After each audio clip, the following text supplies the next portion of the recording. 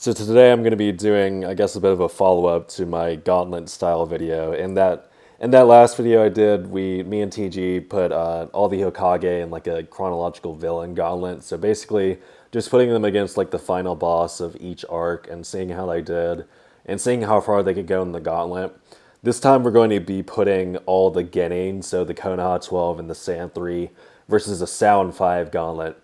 So basically, it's going to be them in the position of the original fighters. So like we're going to be replacing Choji against Jirobo with all these other characters. And the conditions to win this fight is basically just stop the sound member from regrouping. So that even if you self-sacrifice, that's fine, just so long as you stop the sound member. Those particular conditions where it's just kind of like you can self-sacrifice has made this video kind of interesting and like some of the outcomes.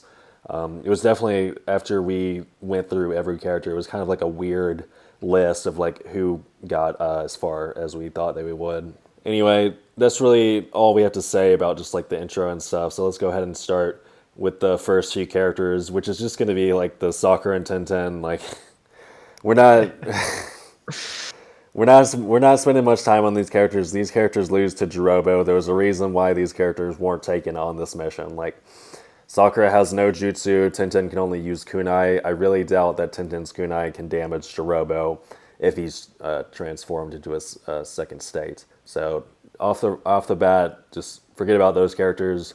The next character that does not clear is Ino. When it comes to Ino, of course, the only option she has is mind transfer, which may work, but it's kind of like after she mind transfers, what does she do at that point? Because more than likely, the jutsu has like a timer, or Jirobo can just like break out of it, possibly. So like when Team 10 fought against Dosu's team when Sasuke and Naruto were knocked out, like basically the strategy was Ino just used mind transfer on one of the sound ninja and just canceled them out basically. So just like a trade. And so in this situation, it's hard to believe that this would last forever, and it's just too hypothetical that she could really do anything here. So we don't feel like she meets like the 40% threshold, 40% chance to clear to move on. For the next character that doesn't really clear, we have Hinata. Hinata's low-key slept on. She has some good showings in the tuning exams, but Jirobo's just performing very well. Jirobo's like raw stats being ridiculous at this point. He's like tossing like mountain-sized Choji around like a rag doll in like stage 2. He has abilities that can like absorb Hinata's chakra. If he's gonna toss like one of those giant boulders at Hinata like he does at the group that's trying to escape. So, Choji, for example, is on his pills, like everybody knows 100 times multiplier. Is just beyond Hinata in terms of physicality. Same thing for Drobo in his curse mark stage 2. She's really not going to be able to do too much in terms of like closing the distance and hitting him with like the 64 palms, if she's even able to do that. So it's just, she doesn't have like the raw stats at this point, along with Jirobo just having like too much physical dexterity, along with him just like being able to like alter that battlefield with his pure strength. It's ridiculous. So nah, Hinata is not clear at this point either. Yeah, and then as for the final character that doesn't clear, surprisingly, it's Shikamaru of all people. Now, you would have thought Shikamaru would have done like average among this group to like above average, but in this situation, he has a very bad matchup against Jirobo, and this is only because his shadow strangling jutsu is not going to work on Jirobo, because we did see when he got as close as possible to Tayuya and tried to strangle her, he failed. Like she was able to just power up through it, and he ended up just running out of chakra. And even if he somehow like catches Jirobo off guard while he's not even using his curse mark, it doesn't matter, because we did see Tayuya transform into version 2 curse mark when she first got put under shadow paralysis. So at any point this happens, basically Shikamaru can't overpower Jirobo, because Jirobo has shown much better showings physically than Tayuya. It's a surprising owl there, but it just makes sense. So next up we have Choji. Now Choji, like as we mentioned at the beginning of the video, or New Horizons did, he does clear because the condition is just to stop the Sound 4 member. So he actually does go past the initial matchup. So now this is more so Choji versus Kidomaru, which honestly is a really bad matchup for Choji. Kidomaru is just gonna keep his distance. He's gonna summon the giant spider. If Choji gets caught in the web, he actually won't really be able to get out of it. Like Neji had to like chakra repulse himself out of it, which Choji has nothing of this sort. Even if Choji like does start taking his pills, the problem is that the side effects are also gonna stifle him throughout the fight. Even if he gets a short term boost, the problem is like Kidomaru doesn't work like that. He has like a lot. He has a lot to his arsenal. A moment's like hesitation or like moment stalling is like a problem for Choji. Just look at Neji in this fight. How like the minute like there was a slight opening in the matchup, Neji was like taking hits. He's getting his headband ripped off. So even if you make the argument like Choji got to like his second pill, that only really makes for a bigger target for Kidomaru.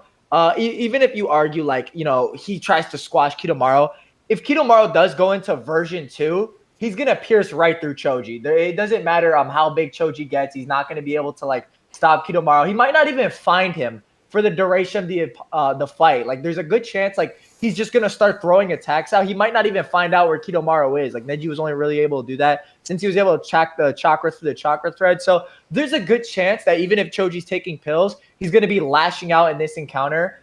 And he doesn't really have anything for the various webs.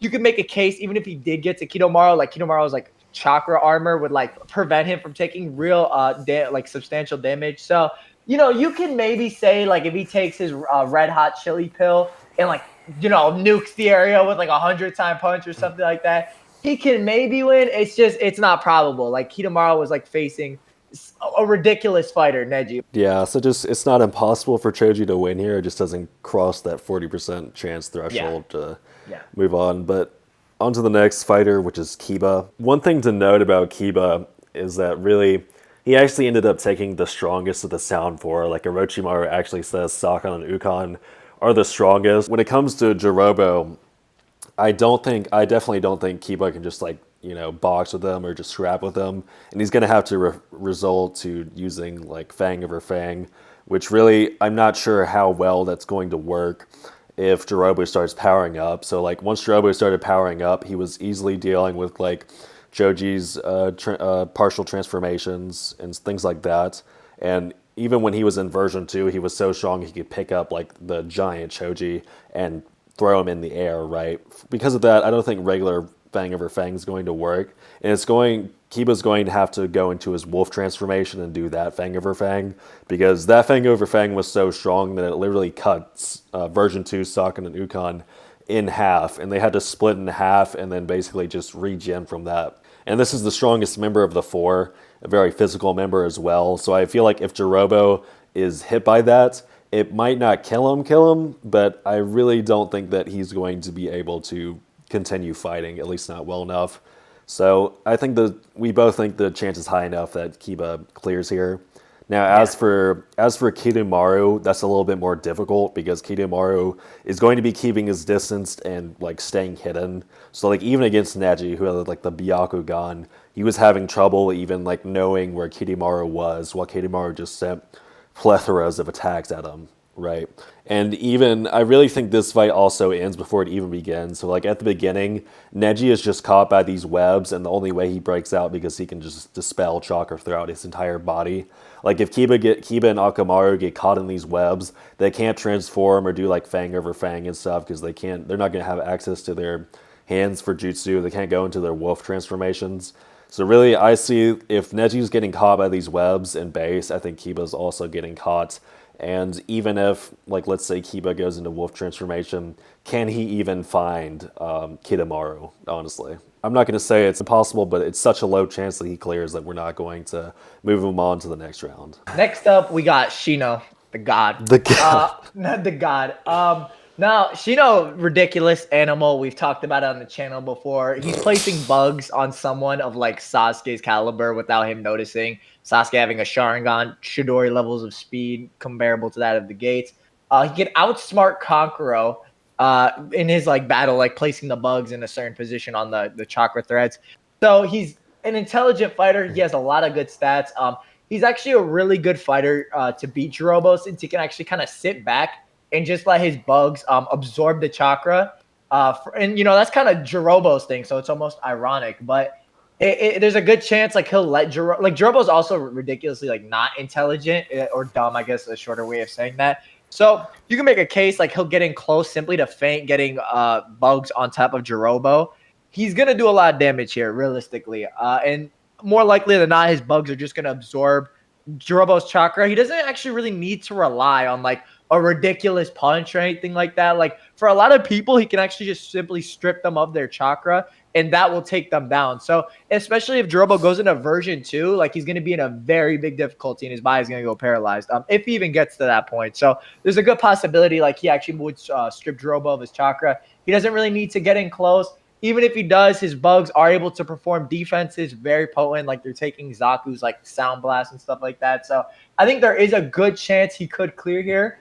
And we both talked about that and we both think that. So if he moves, we think there's a good chance he clears. He moves on to Kidomaru.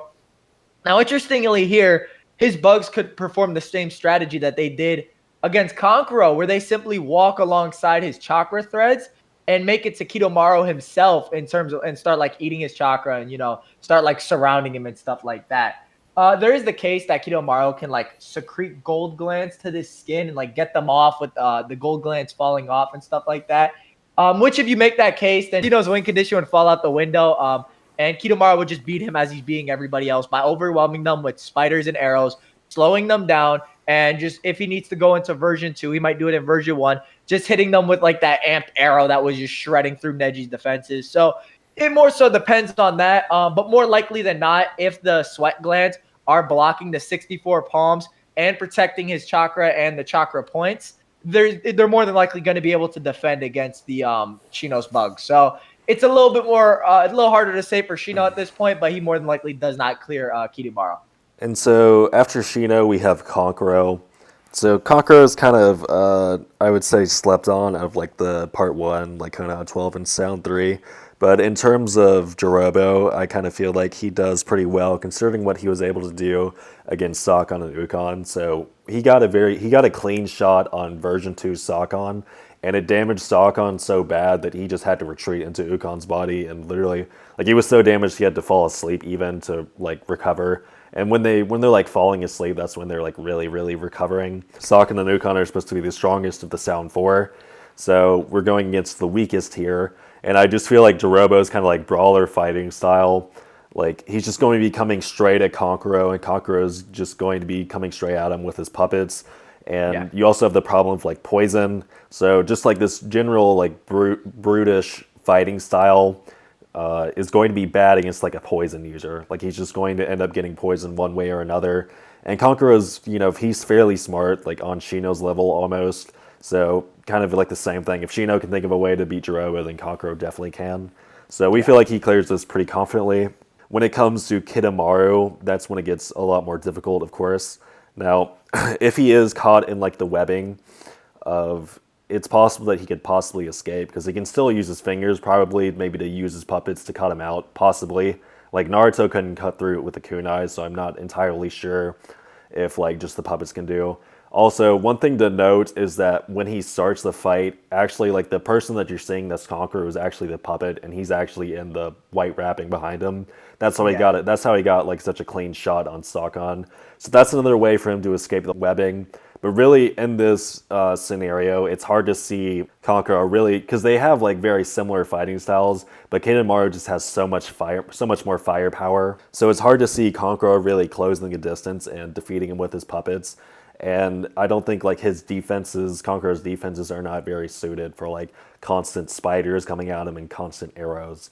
So, and just another thing to note is that like Neji had to self-sacrifice to beat Kidomaru. So I just don't think, we both just don't think the odds are very high at all for him to pass here. And next up, speaking of Neji, we have Neji next up. Now, unlike Hinata, who we talked about earlier, Neji does have a great raw stats from his fight with Kidomaru. Like he's reacting to all this crazy stuff, so he actually more than likely would be able to shut down Jirobo's chakra points.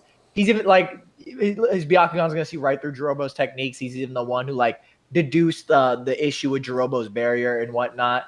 So Jirobo's going to be, honestly, it's going to be a ridiculously bad fight for Jirobo. He's not going to be able to use his curse mark. I think Neji's just going to blatantly shut his chakra points down, especially if like Green Pill Choji's overpowering him. There's nothing to suggest like Neji, like with his Byakugan out, wouldn't be able to just like 64 palms, bam, just like what he was about to do to Kidomaru if Kidomaru didn't have like his sweat gland. So Neji more than likely would clear, and I think this is evident as even like if you look at it in a grander scheme, he's the only one who actually defeated the Sound 4 ninja without like any additional amps or like help or anything like that, which is ridiculous, a ridiculous feat for Neji.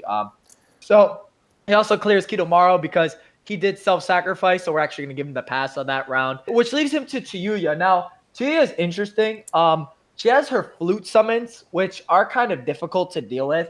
They weren't able to, blatantly overwhelm Shikamaru. So if you want to say that, like maybe they wouldn't be able to blatantly overwhelm Neji, you could make a case for that. They also could suck out his chakra, which that's always a possibility. That seems to be a trend with some of the Sound Ninja.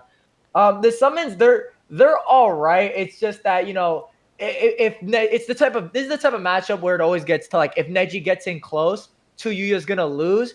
If he doesn't, he's gonna be at a massive disadvantage. Same way Kidomaru. There's also the question, right? Like let's say she goes into like version 2 and she uses her flute genjutsu. That's gonna be a problem for Neji. Neji might not have the same idea as Shikamaru to inflict self pain to counter the genjutsu. It being a sound-based genjutsu, the strongest of like the 5 senses, or so they say. So it's a little debatable. I will say this: I think it's a bit up in the air depending on like how you want to say the fight goes. Depending on like how strong you think Neji is at this point. Maybe you think he gets close enough. If you want to say he gets close enough, I don't believe Tayuya in her version 2 is tanking 64 palms. I don't think that's the case at all, especially if Kidomaru doesn't. But I think it's very debatable, especially like with the genjutsu point. And even her summons, it could just equally go either way. It just really depends on like how you say this fight goes. So, depending. So I don't think we talked about it. We don't think it's enough for like him to necessarily clear. It's possible. It's just like we're not certain on it. You know what I'm saying? So next up we have Rock Lee. Now, gated Lee at this point is going to be able to just destroy Jirobo, honestly speaking. If you take like the game multipliers, each one being like 10 or 12 times, and like Choji just, eating the pills, he's gonna be able to overwhelm Jirobo. There's no questions about it. He's also performing very well against Kimimaru, which not a lot of people bring up. So if you kind of look at that 1-to-1, assuming base Kimimaru is stronger than like base Jirobo, he's just gonna end the fight. Like if Jirobo goes into like version 2, it's not gonna matter necessarily because he's just gonna be continuously comboed by the 5th gate. Even if it gets to that point. So Lee honestly should just like hit him up with the primary Lotus and just begin like comboing up. So he should like clear Jirobo pretty easily, especially based on his performance versus Kimimaru. Against Kidomaru, it might be a little different. I will say, again, if he powers up into the gates along with his raw stats, it's possible he might just like punch Kidomaru through his sweat glands. I would say so, especially since like there's no way to like talk about the sweat glands being that strong. Maybe you could say like they're potent, but at a certain point, he can't maintain the sweat glands for a prolonged period of time. And if you kind of like take it as like a 1-to-1 with Gaara's chakra armor, Lee like in base might just shred through them and then go into the gates. It just really depends like if you think he gets caught in the chakra webs. But even if he does, or like maybe Kidomaru summons like the giant spider, he's just gonna power up and just start like beating it through. Like he's gonna run through it. So we don't know how strong the armor is, but to say it's 5th gate level, it's a little bit out there. I wouldn't necessarily. There's no real evidence of it being that strong. So I would say like, especially if you compare it to the chakra armor that Gaara has or the sand armor. So I'll say that generally Rock Lee should probably clear Kidomaru as well, especially since like in version 2 he also got like kind of one shot by Neji. So I'll say that. So after beating Kidomaru, he would go up to the Tayuya matchup. This one is actually really interesting since Rock Lee probably has the best speed among everybody here in the 5th gate. So if you argue like he starts off rip, the summons aren't going to be able to absorb his chakra since he does have it, but it's like not his main use. He doesn't have like an overwhelming amount of chakra, so they're not going to catch him. And you can actually make a case, right? Let's say you want to say like version 2, Tia goes into version 2 and tries to genjutsu Rock Lee. If Shikamaru is able to break out of it with physical pain, he's able to break out of the sound-based genjutsu. You can make a case that Rock Lee is like ripping his muscle fibers would like keep him awake out of the genjutsu since he's like technically inflicting like self-harm. So Basically, he's probably not going to beat version 2 Tioyu here. But like Fifth Gate Lee, like you can make a case like the Genjutsu is just not going to affect him. Me just one shot Tioyu. So yeah, there's a good chance like if he does start opening the gates, like Tioyu would lose to him. Then he gets into Sakon and Ukon, in which case this is a bad matchup for him. Honestly, the way I see it, it's kind of similar to Kiba, in which case like he could combo up Sakon and Ukon, like he'll go into the fifth gate, use the final attack, and even if you argue like he beats him down, Sakon and Ukon can just switch. Like they regenerated from getting cut in half, like from the Fang over Fang. It's really questionable if they'd be able to kill him, especially if like the Fang over Fang and like its amped form with like the transformation is not doing it and they're recovering from being split in half. There's no real way to say Lee would do it, especially since after he uses the fifth gate, he's kind of done for the matchup. So Lee probably gets this far, but he does perform very well against the Sound Ninja, especially off his performance of Kimimaru. And then next we have Tamari. So Tamari with Conqueror is like another very underrated like part one Genin. Now, just to something to I need to say to preface like all these fights is what she was able to do against Tayuya. So when she shows up, even just like her controlled wind attack that she was very small, so it didn't bother Shikamaru, could knock Tayuya like way off her feet, send her flying through the forest. And then after that, she was able, like Tayuya tried to start doing the flute genjutsu, and she was literally able to like repel the sound from that, along with like clearing a good amount of the forest in front of them. And then after that, when it comes to like her all-out attack, which is like her blade dance, that when she used that, it instantly killed Tayuya in her version 2 state and just cleared the entire forest around them. Like in terms of like just scale of attack, Tamari is like S tier among the Genin in part 1. So when it comes to Jirobo, like this is just kind of the idea that she has the destructive power just to instantly kill like most of these characters, right? And we did say like Jirobo should be much more physically stronger than Taiya. Now the thing about Taiya, when she got that attack, when she was hit by the attack, she was a good ways away. So at least that probably mitigated it some. But like with Jirobo, if he's just coming straight at Tamari and like pressuring her really hard, and she's forced to use Blade Dance, he's going to take the brunt. He's going to take it like straight to the face, and I really don't see him probably not surviving. Even if he survives, he's not going to be in fighting shape after that. So definitely think he can win there. When it comes to Kidomaru, it's kind of like if he starts shooting out like these webs that caught Neji, she can just use like a area of effects like wind style attack just to repel all of them or at least slow them down, right? So that's one way that she can deal with like the webs. If it comes to, which is likely what this fight is going to come to, if Kidomaru starts hiding and starts sending his hacks, like starts sending spiders and shooting arrows and whatnot, then Tamari is going to start feeling overwhelmed and more than likely just do the exact same thing, which is just use Blade Dance to destroy like the entire area, right? Now, Kidomaru does have the advantage of being far away like Tayuya was. It didn't work out for Tayuya. But even if he does survive this attack, he's going to have no cover, which is what he kind of needs to do what he does. Like, that's how his whole fighting style kind of works, being that long range, like, sniper almost. Now, if she clear cuts the entire forest and he's heavily damaged after that, I don't think he's has a very good position here, and Tamari's just going to end up winning. Now, when it comes to Tayuya, she did win that fight. Of course, she did come at the end. But once again, if her summonings just start like bothering Tamari, or like she starts hearing that flute genjutsu, she's going to just destroy everything. We know that can kill Tayuya. So not to sound like a broken record, but this is kind of this is the exact same thing that probably happens to Sakon and Ukon. This one's a little bit more debatable because so just one thing to note is that Sakon and Ukon will be entering version 2 like almost immediately. Like they're very impatient compared to the other Sound 4, and when they started finding Kiba, like even after the first interaction, they were like, okay, we're going into version 2, we're getting rid of this guy. So, and I don't think Tamari is dealing with them physically, so she's going to be trying to repel them with wind style, which probably won't be enough to really stop them. And once again, I'm not trying to like suck off Blade Dance or anything, but it's an insane ability for a Genin. So once again, like can Sakon and Ukon potentially survive Blade Dance? It's possible because it's more of like an AoE effect, whereas Kiba is a very focused attack, whereas Blade Dance is more AoE. When Kiba hit them, they split to kind of just stop the attack to an extent. Splitting here is not going to do anything because it's an area of effect attack. It's going to attack everywhere basically. So splitting doesn't help. Now, when it comes to if this is going to be enough to kill Sokka and Ukon or take them out of the fight, it's kind of contentious, but I feel like it's contentious enough to at least advance her.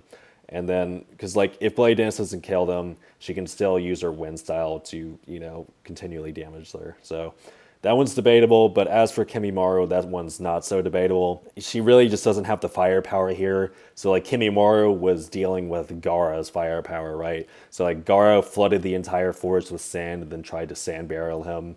And if Kimimaro just starts going into version 1 or version 2 and starts using like extra bones to protect himself, I don't think that the wind is going to stop him. And then he's such like a physical force. He's so much more of a physical force than these other fighters that she's not going to be able to keep her distance more than likely as well. So I don't see her having any chance winning here. But she does do well and gets to the last round at least, but doesn't clear it. Next up, we have Gaara. Now, as a lot of you can anticipate, Gaara does very well here. He's more of a match for Kimimaro, who has the lore of dominating the Sound 4. Even when they know he's sick, Tuyuya still like fears him greatly. So you can probably infer like that he'd still be above them. But, he's performing very well against like version 1 and version 2 Kimimaro. So he's going to be doing very well against Jirobo. Jirobo is not escaping his sand. He's not going to be able to tank a massive sand burial. He's not going to be able to punch through Gaara's sand. He doesn't show any of those ridiculous AP feats. He's not doing it. He's just not on that level.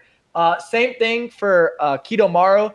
All of his webs and spiders and stuff like that will not get close to Gaara. They're not going to slow his sand down because he could just like the nature of it, the fact that he could put it in the ground, he doesn't need to rely on all of it's there. He could literally just drop it and make it go up again. He's honestly gonna like flood the forest if he wants to and just do a massive sand burial. He doesn't really need to know where Kidomaru is since like he can literally just change the entire area. There's not too much to say on that. It's even questionable if Kidomaru like did that giant arrow, if it'd be able to breach through Gaara. Especially if Gaara got up Shukaku's defense. At that point, I don't believe there's any case you could say for like Kidomaru's arrows breaching it, especially if like Kimimaru's like strongest attack is breaking off of it and doesn't even get close. So no, that's not too much to say on that. In terms of Tuyuya, same thing here. Tamari's performing very well. Even if Tuyuya tries to get away, first and foremost, her summons are not going to be able to take down Gaara. His sand is going to be able to suppress all of them. Even if you argue, right, that like she goes into version 2 and tries to genjutsu him, he could honestly make the sand hurt himself, like Shikamaru did to break the genjutsu. But I don't even believe it would get to that point. I think it would be very similar to Kimimaru, to where like he takes Kimimaru down before Kimimaru is like pressured into using version 2. So I don't even see Tuyuya getting into like version 2 at this point. I think she's going to get caught in the sand in the same sense Kimimaru did. There's no real way to like say she's going to survive too much against Gaara, especially if Tamari, who's generally weaker than Gaara, is doing very well against her. So same deal here. He's going to flood the forest. He's going to dismantle her summits. His just raw stats are way too high at this point. Sakon and Ukon, honestly, it doesn't even matter if Gaara can like crush them or not. He can bury them to the point where they're not able to like have oxygen. So the fact that they like continuously can regenerate isn't going to matter. The Rashomon gate's not going to matter. Their basic stats aren't going to matter. The only way you could like argue is if they somehow like get close and like fuse with Gaara in the same way they do with Kiba, but they're not breaching his sand defenses. Like any taijutsu is useless because of his sand armor. Again, there's just no like I don't want to sound like a broken record, but this is the guy who was just like he was clapping up Kimimaru, to be honest. Like he was holding him down. He was performing very well. This is like this dude's brawling in part 1. I don't know what to tell you. And then we get into Kimimaru. He beats down base in version 1 Kimimaru in both senses. Even when Kimimaru like runs at him in version 2, he's not able to like blatantly overwhelm the sand armor. This might be contentious. We talked about it before, but it kind of depends on like how you discuss Kimimaru's like deterioration. The opinion we have is that like the more chakra he uses, like the faster his body like declines. Because when he goes into version 2, he's like, oh, I don't have much time left. But like version 1 and version like what his curse mark stage 1 doesn't really like show any signs of fatigue. So it doesn't seem to be a timer thing. It seems to be more so like how much power he uses. determines like how much time he has left. Like he goes through his chakra very quickly. So if that is the case, it should be very similar to what happened in the original fight, to where like Gara, Gara like fatigues him to where like his version 2, he ends up killing himself. Maybe it's debatable, which I might grant you, but more likely than not, Gara's still going to come out top here. The Kimimaro one might be debatable, but depending on your interpretation. But yeah, Gara more likely than not clears here. And then we get into Naruto. So Naruto's like Gaara and Tamari are kind of like we were kind of broken records there. Like they just have these all-out attacks that can just easily deal with any hacks they need to. Naruto does not have that so much. So he has like I'm going to say like a more strenuous time with the Sound 5. So anyway, starting with the Jirobo, like I think that Rasengan would work very well here, especially if he's not using his curse mark. Like even like an arc ago, like Naruto's Rasengan could incapacitate Kabuto, and Kabuto probably only survived that because he could regenerate his own cells and like treat himself. Rasengan is very dangerous here, especially as we talked earlier. Like Jirobo's just going to come straight at you, so it's kind of like if you can overpower him, then you win. And then like 1,000 Shadow Clones, that's another thing that's going to be troublesome for him. And if worse comes to worse, and the Ninetales starts helping out Jirobo, like I don't need to explain why that's going to be an instant win. But anyway, on to Kidomaru. Naruto actually has a pretty good way to deal with like Kidomaru's fighting style, which is just summoning a bunch of clones just to basically spread out his offense. So like if he summons a bunch of clones and they start running through the forest, like sure he can use like his spiders and arrows to deal with them pretty easily, but then Naruto's going to be able to use that to pinpoint his location and then just close the distance, really. So really, I feel like this is kind of like the same case with the Neji. Like when Neji, the 2 times that he was able to get close to Kidomaru, like the first time he almost killed him with 64 palms, the second time he killed him. So in this situation, I think that Naruto is going to be able to get close to him one way or another, and then use like a Rasengan. And I don't think that that gold skin is going to hold against that Rasengan. Like another option would be just like a Uzumaki Barrage, like if he summons 1,000 clones, 2,000 clones, it's going to be very bad. And even if Kidomaru like shoots him with an arrow, shoots him in the heart, then that's just going to trigger the Ninetales, and it's going to instantly heal his wound, like when Sasuke fatally wounded him, and then once the Ninetales is out, like Kidomaru has no chance of winning. So when it comes to Tayuya, he also has a good kit for dealing with like the long-range fighter, and that he can use clones to at least preoccupy the summons. We don't really know how strong these summons are like physically, because all Shikamaru does is shadow paralysis them, and then they get unsummoned. So maybe those Naruto's clones deal with them, maybe they don't. I think it would still be good enough to stall them. I think that Naruto can come up to Tayuya and use Rasengan, use that Uzumaki Barrage, and that's going to be devastating. If that doesn't work and Tayuya is able to get her Genjutsu off, then the Ninetales can break Naruto out of Genjutsu. Like we saw, like the Eight Tails broke B out of Genjutsu several times. And really just a reminder for this arc, like the Ninetales does not want Naruto to die no matter what. So when it's necessary for the Ninetales to help Naruto, he will do it. And so basically, if Naruto really has to use a QB amp, he'll use a QB amp, and then once again, Taiyu is not dealing with that. As for Saken and Ukon, this is a more difficult matchup because the Rasengan can be dealt with by them just splitting, just like how they did against the Wolf transformation Fang over Fang. And so that's problematic for Naruto. When it comes to like just overwhelming them with clones, that might work. Of course, it is helpful that they have like 2 sets of hands to deal with that. And we saw Kimimaro was able to deal against like QBI's amped clones. Maybe Saken and Ukon can deal well with that. If they can't, once again, it's like if the QB amp is necessary to win here, it's going to come out. Like if they start beating up on Naruto really bad, then the Ninetales is going to help Naruto. And once the QB amp comes out, it's just too much because that QB amp's more like on Sasuke's level, which is more on Kimimaru's level. And we already know like Kimimaru is a tier above the Sound 4. So enough said on that. The real interesting matchup for Naruto is against Kimimaru because I've always kind of wondered, like, what if Lee and Guard just didn't show up and then Naruto had to beat this guy before getting to Sasuke? It would go the same as it did originally with, like, the 1,000 clones getting dealt with very easily. Like, Kimimaru doesn't even need to use his curse mark. So one way to look at this fight is comparing Kimimaru and Sasuke.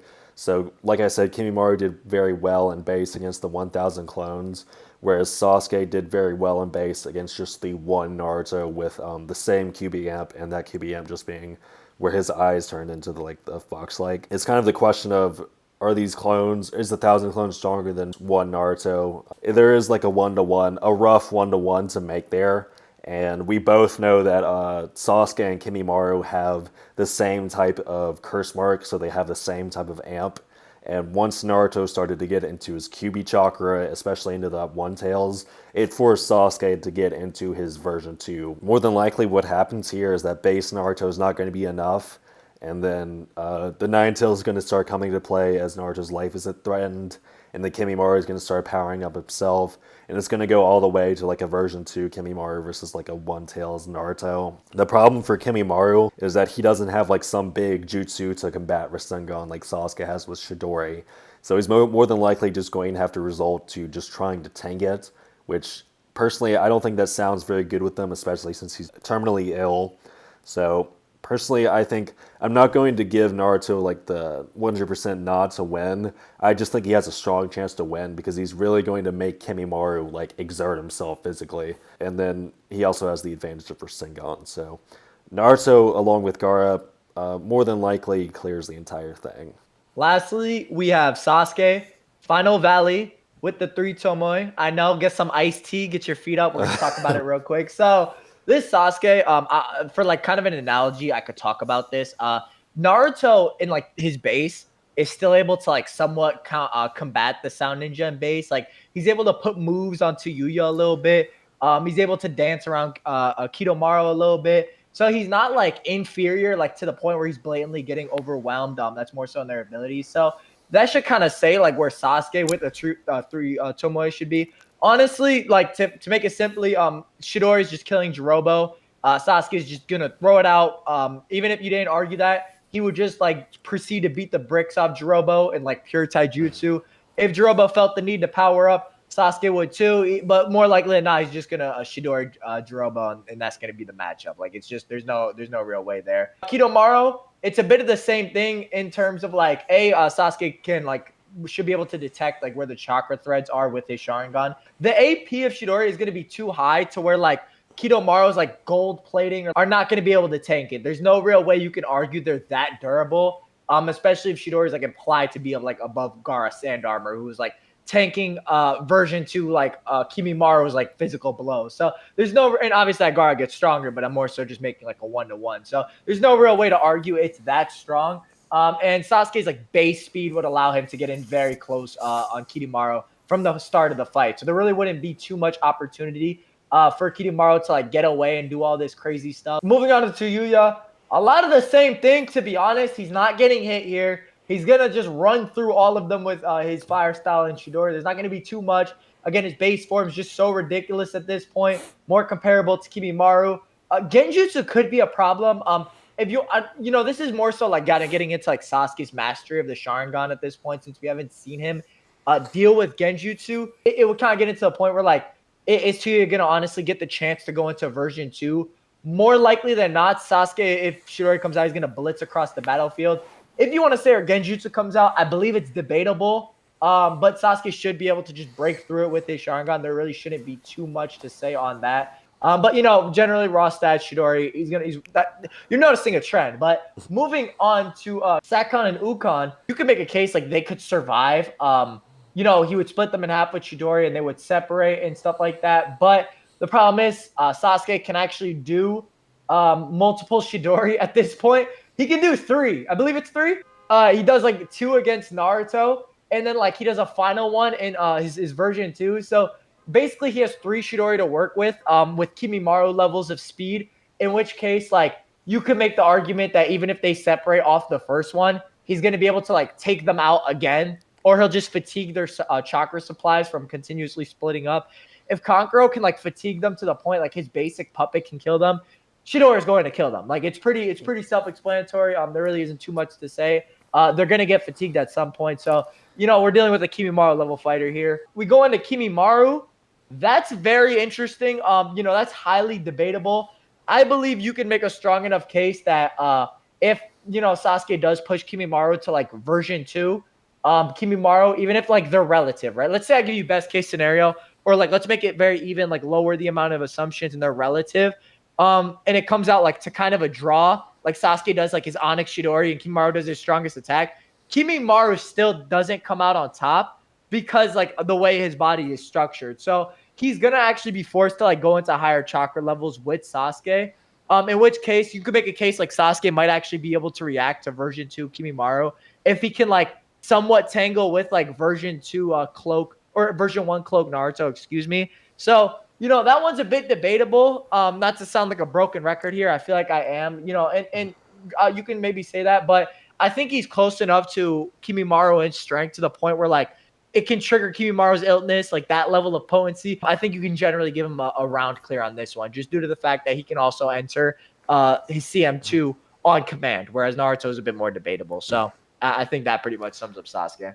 And that brings us to just kind of like the end of the video. So we're just kind of like sum up like how each fighter did. So when it comes to like, I guess we can tier this. So like the worst tier is going to be Sakura, Tenten, Ino, Hinata, and surprisingly Shikamaru because they don't clear any rounds.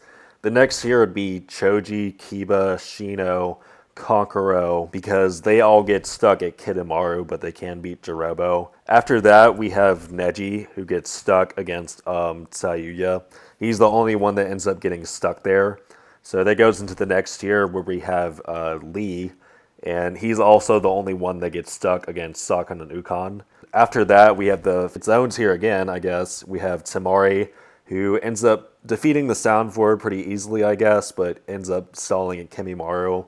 And then the final tier, which was kind of expected, we have Gaara, Naruto, and Sasuke, who are able to clear everyone and are able to clear Kimimaru at least convincingly enough to cross that 40% threshold. Man, there's a lot of matchups. Yeah. If we missed a little something here or there, give us a little bit of leeway because this video has been going on for a minute. We tried to like make it interesting enough.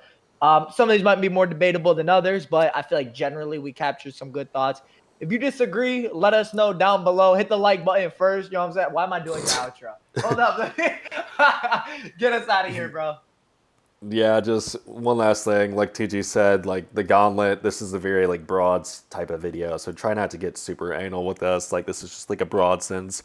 We're covering a lot of fights here, so we might have skipped over some details we didn't think were so important, but anyway. Anyway, if you enjoyed this video, please leave a like and subscribe if you want to see more videos in the future. Comment something if you have something to say. And thank y'all for watching, and I guess I'll see y'all next time.